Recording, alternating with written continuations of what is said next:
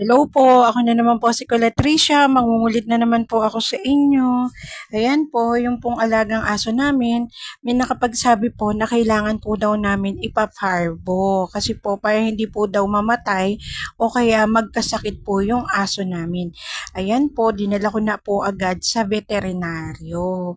Marami po kaming nakasabay kanina, may malaking mga aso, kaya po yung aso namin ay masayang-masaya po nung makita niyang marami siyang kalahi.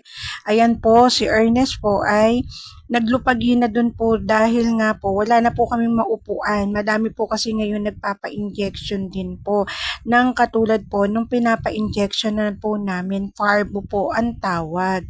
Ayan po, si Skippy po ay talagang napakalapit po sa aking anak.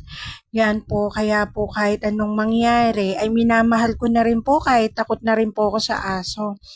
Ayan po silang dalawa. Ngayon po, si Skippy na po ang susunod.